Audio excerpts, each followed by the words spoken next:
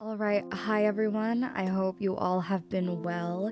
It has been officially 1 year since I started learning Japanese, but if you are new to my channel, hi, welcome. My name is Sue, and I have been learning Japanese via immersion learning methods for about a year now. I got introduced to immersion learning just by browsing around on the internet to see which would be the most effective but also enjoyable way to study Japanese, and then I came across the whole MIA, AJAT, Refold community and decided that would be my process in which I would be acquiring Japanese. So I have posted 2 videos prior to this upload, my 3-month and 6-month update video. You guys can go ahead and check that out. I'll leave a card right above for you to easily access that. In those videos, I kind of go through my month-to-month process and what I did to learn Japanese. You may be wondering, Sue, what happened to your 9-month update video? Unfortunately, I didn't make that video just because I didn't think that I had too much to say or wanted to update everyone on at the time, and thought it would be best just to combine all the information into my 1-year update. I will say that the layout of this video will be a little bit different than my previous ones. Again, in my other ones, I kind of went month by month. This one, I kind of wanted to take a bit more of a general approach. So I'll be going over the stuff that I did for these past 6 months, but also take the time to reflect, share my thoughts, feelings, all that jazz of how this past year has been in terms of Japanese immersion. I'm also going to be leaving timestamps in the description, so if you just want to click around and jump to certain parts of the videos, by all means, go ahead and do that. I have been rambling enough, so let's just hop right into it. To start us off, I wanted to talk about the immersion content that I've been using for these past 6 months. As I mentioned in my previous videos, a lot of my immersion is YouTube based, so I watch a lot of channels on there. I think I mentioned it in my 6-month update video, but a couple of the channels that I really enjoy watching have been肉チョモ. The last time I introduced them, I said that they were guys that made a lot of silly food combinations, and they also sing. They make a lot of interesting content, whether it goes from, again, like the food stuff to music related videos to just day-to-day friendship sort of things. I recommend their channel for someone who just wants to hear a lot of casual language being used. It's just friends talking to the camera with each other. Another channel that I really love and would recommend is花江Natsuki. I mentioned him in the past as well. He is a popular voice actor who makes a lot of gaming content, a lot of it focused on horror games. I love his channel mainly because he provides a lot of commentary, but also when it comes to games that don't have that voice acting element to it, he will take the time to actually read it out loud. So you get both the visual elements, but also the audio elements provided all the time. Would highly recommend it. Very enjoyable to say the least. I also have been watching a lot of seiyuu content in general, so a lot of the seiyuu YouTube channels or stage play videos, also variety shows. I also have a couple other YouTube channels that I really love and been watching, so I'm just gonna post all of their names here. Please check them out. I'll put them in the description as well for you guys to check out their channels. I will say, unfortunately, a lot of the YouTube content that I watch are hard subs, so I can't use things like Migaku or Yomi-chan to easily search up any of the words directly on the video. A lot of my lookups have just been looking at the kanji on screen and then trying to hear it being said out loud and then searching it online via Jisho. As for anime, I have watched, or I rewatched rather, Vinland Saga. I also watched Spy Family, Kuroku no Basket. I'm still watching that, and I also have been rewatching The Disastrous Life of Saiki K. I will say for shows like Spy Family and Saiki K that have more of a slice of life element to them, I have been able to mine a lot of useful words and vocabulary. I think the added bonus of watching anime is that there is a lot of soft sub options available, especially if you're using things like Japanese Netflix or even using those subtitle files that you can add to your videos. So I will say that a lot of my actual mining I have been able to get it from slice of life anime and then spend most of my time actually watching more natural sounding language through my YouTube immersion. So that's kind of been my main setup. That has been working great because I do hear the words that I've learned and mined from my anime immersion and sentence mining in my YouTube. So it works out, I will say. That has been the most helpful thing for me. As for TV and movies, I have been watching Terrace House.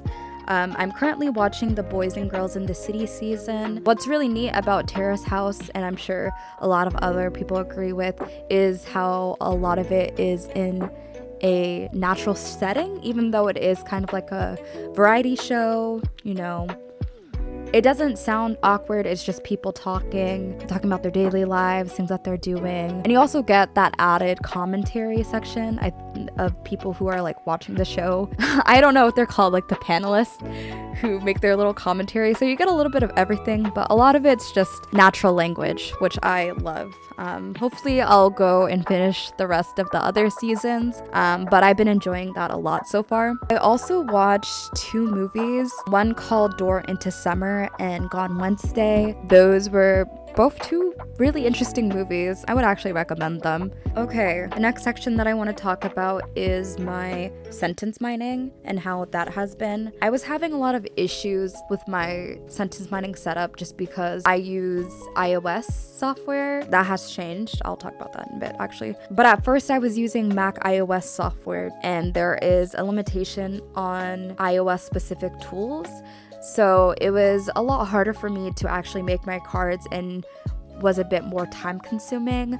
At first I was using Yomi-chan and then some other software to make my cards, but I felt like it was taking so much time away from my immersion that I took a lot of breaks. I wasn't really fully committed to making my sentence cards and would rather just watch the content, hear and pick up a few words, and go on my merry way. Since then, I decided to switch from Yomi-chan to using Migaku. It was a bit of a learning curve, I will say, but once I got my deck fully set up, it made huge change with my whole sentence mining process. Some days were a lot better than others, in which I would have a lot of cards that I minded ready in my Anki deck, but because I kind of lost that routine that I had for, I want to say maybe like the first 4 months of my immersion, where I was doing Anki every single day and learning new words every day, it was hard for me to rebuild that motivation of mining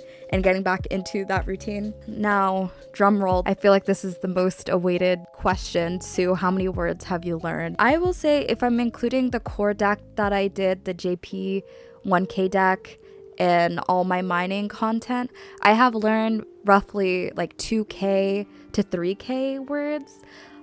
Not all of these words are mature and in my memory. I will have to do some lookups if I see it in my immersion, but I will at least be able to recognize it as a word that I've learned before. This is a lot lower than I expected, but again, with me not being fully in routine of my mining, it makes sense, you know? I only hope going forward that I'm just going to be more active with my mining. Oh, also, I wanted to talk about this too. I also did change the type of card format that I'm using.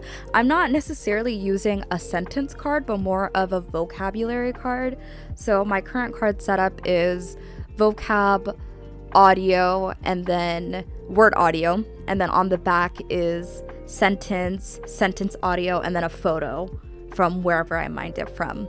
So what I would do is I would try to recall the reading, listen to the reading, and then also try to recall the meaning. If I'm unable to do one or the other, I will feel the card, and once I'm able to recall both, I will pass the card.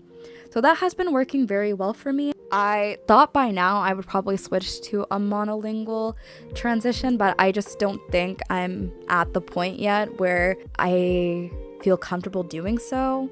So I'm still using bilingual definitions, but we'll see. I might switch it soon. All right, moving on to reading. So I have been holding off on reading for a while, and a lot of it was due just because of the limitations and tools that I could use on my iOS devices.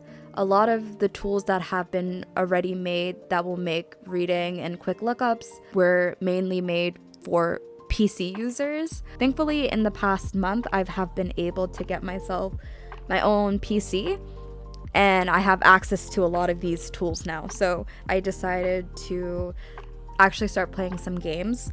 I kind of decided to soft launch myself into gaming because I always knew it's going to be difficult regardless of your level if it's your first time playing a game in Japanese. I decided to play Persona 3 FES. Not all of it is reading based. There is actual voice acting in the game, which helps me out a lot. I was really scared that I wouldn't be able to even play it at all, regardless of the amount of words that I knew, but it wasn't bad at all. I actually really enjoyed myself, and I'm still going through it. I am very early into the game, so my goal is to play through all of Persona 3 FES, Persona 4, and then also Persona 5 Strikers, just because I hear Persona 5 is like the best Persona or whatever. So I'm looking forward to doing that. Even though it's still hard for sure. I do have to look up a lot of words as I'm playing, but it's very enjoyable. It's been a fun process for me. As for reading manga, so reading manga is actually a huge goal of mine. I haven't really picked up reading manga since I read last time. I think what I might do is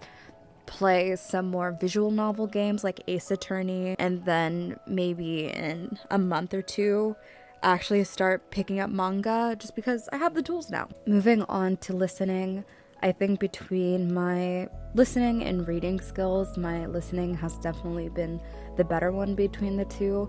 I often listen to podcasts whenever I'm doing more simple tasks like doing dishes or like cleaning, or even when I'm at work working on tasks that doesn't require too much of my undivided attention. I know a lot of people consider listening as more of a passive activity, especially if you're doing other things while you're doing your Japanese listening. But personally, I think I found a lot of benefit. I feel like my brain is able to parse the language a lot faster, and that heavily aids with when I am doing my active immersion. Next up is grammar. So in my past two updates, I mentioned that grammar was something that I had a lot of issues with. I tried going through the Take Him's grammar guide, but I just found a lot of difficulties with staying focused and actually being committed to reading it every single day.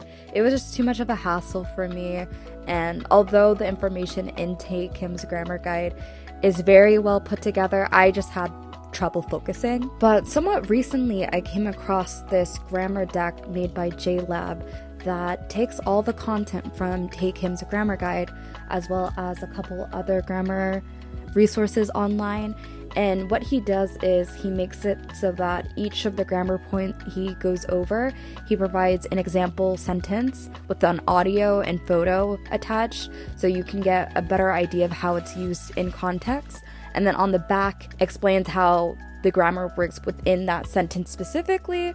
And that deck, oh my goodness, I am so thankful for that deck just because it has helped me tremendously in terms of actually getting started with my grammar. I'm about 60% through the deck.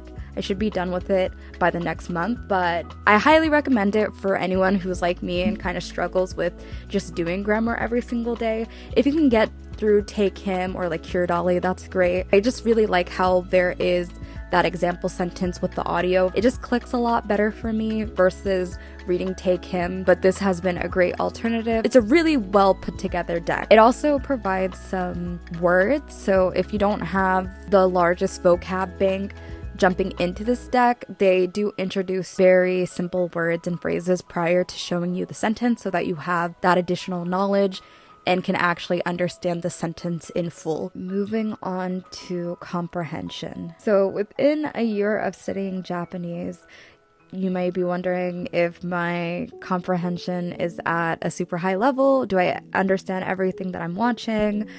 How much Japanese do I actually understand? In my situation, it's hard to say. I feel like it really depends on what I'm watching. There are some times where I'm watching a YouTube video where the difficulty in Japanese isn't too hard and I can understand everything. If I turn on something like a slice of life TV show, it's actually fairly easy for me to understand, and I would have to do very little or even to none lookups, just because a lot of the words that I have come across in my Anki or in my immersion prior to watching the show, I've already seen it before. But I think also because I watch a lot of YouTube content, it isn't the most comprehensible, or at least not the easiest type of material to be watching for your immersion. So there are a lot of times where I'm watching a random YouTube video and I don't fully understand or know all of the words, and I would have to do a lot of lookups. But if it's something a lot more simple or on the lines of slice of life, I can understand it. I think for my YouTube immersion, I personally try to prioritize enjoyability versus comprehensibility sometimes, because for me, I don't want to be watching things that I don't enjoy watching. I think I would ruin my motivation for learning Japanese quite easily if I did that.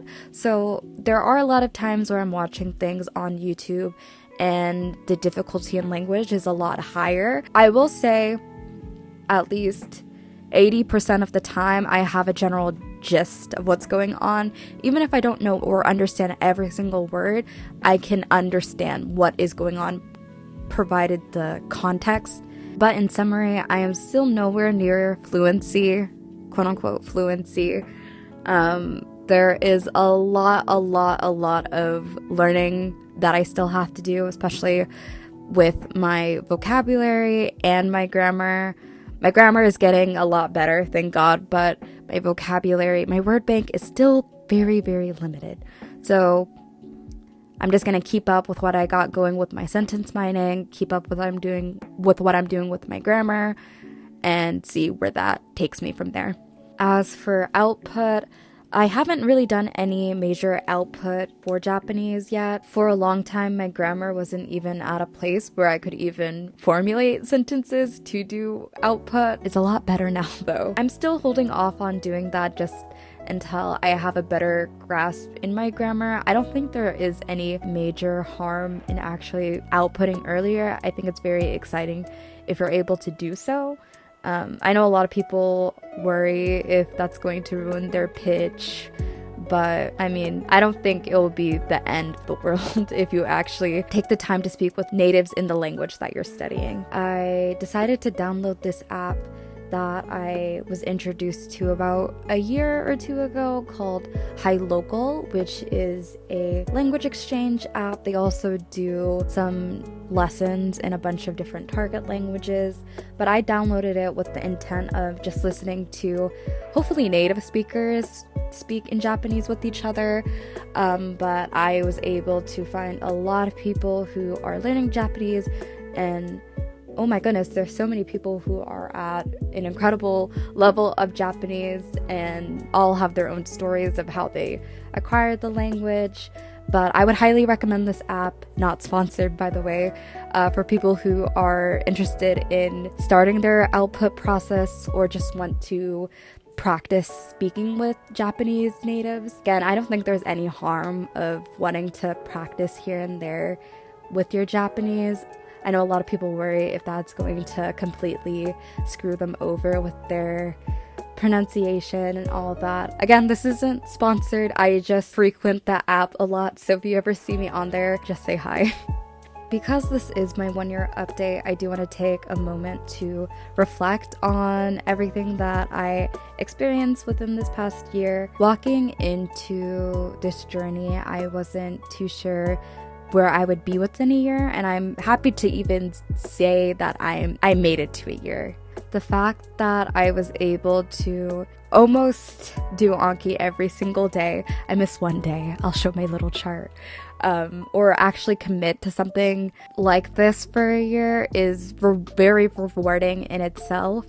But also, I think me being able to share my story and be very honest and upfront with you, I hope that I can tell you all some of the things that I wish I changed or things to kind of keep in mind if you do intend to start your language learning journey. A lot of people in the immersion community are very passionate about learning, and it is very time consuming. It is one of those things where the more hours you invest, the better results you will see. So if you're not putting your 100, don't expect to get 100 results. Now, because I am not the most perfect immersion learner in the sense that I didn't mine every single day, but I kept up with my reviews, I hope this kind of shines some light that, you know, you can still get to a good place within a year, but you get what you put in, right? I think I'm kind of rambling and losing my train of thoughts.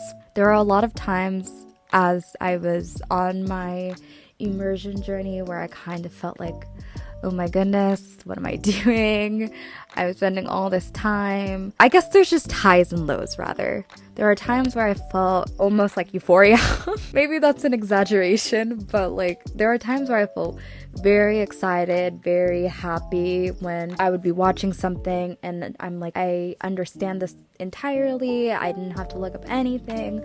But then there are also moments where you're watching something or even listening to other learners who have been learning Japanese longer than you, or even for a shorter amount than you, who can speak the language or understand the language better than you, and you kind of stop and think to yourself, why am I not at this level yet? And so that could be discouraging. I think just being able to push through that and not really lose sight of the end goal, which is to be able to understand Japanese to whatever degree that you want. In my case, I would like to understand Japanese comfortably, but also be able to speak with natives comfortably and actually express myself in a natural manner. I think some things that I wish I changed.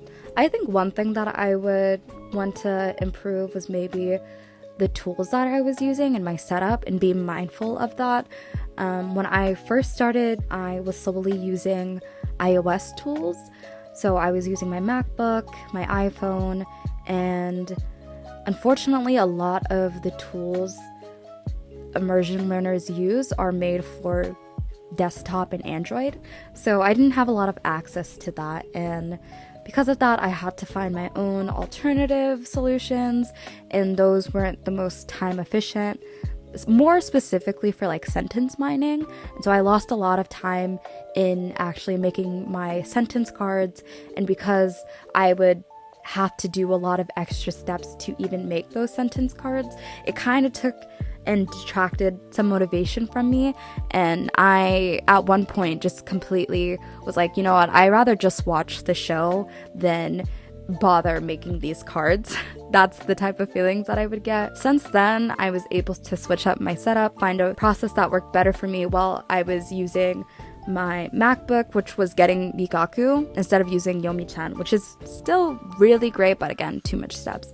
But switching to another software like Migaku, and then ultimately actually getting a PC that allowed me to use all these new tools, I would just warn me in the past that, yeah, you're gonna struggle a bit because you don't have these tools readily available. Another thing is to set realistic goals. This year has been a very chaotic and hectic year for me in terms of work, life, health. I think I've been in a good mindset in terms of not, beating myself up and being very realistic with myself. I think that has allowed me to keep a very healthy balance between my expectations and what to do to improve myself as a Japanese learner. Now, I don't know if that made sense. I had to cut a lot of what I was saying just because I was rambling so much, but all in all, I would say that my experience in learning Japanese has been enjoyable, and I think that is the one thing that I wanted to prioritize walking into this, was making sure that as effective and efficient as it is, that I'm having fun with it. And I can safely say I had a lot of fun this past year. I have been exposed to so much new content that I would have never ever checked out had I spent most of my time reading textbooks. And apart from maybe Anki, but I don't really see learning Japanese every day as like a super daunting task. I think I can just get to enjoy the content that I want to enjoy and see myself slowly improving and expanding my knowledge while doing so. I also think walking into it, I thought immersion learning was going to be a very isolating task just because you're watching so much content by yourself. Surprisingly, it's been the opposite for me. I'm really thankful for all of the wonderful people I've been able to meet through creating this channel or pursuing Japanese immersion. I have made so many amazing friends who continuously motivate me every single day. All in all, it's been really fun. I do want to share some of my goals moving forward. While I made it to the 1-year mark, I am still nowhere near where I want to be. I told myself that by the end of this year, I would want to be able to fully read a manga.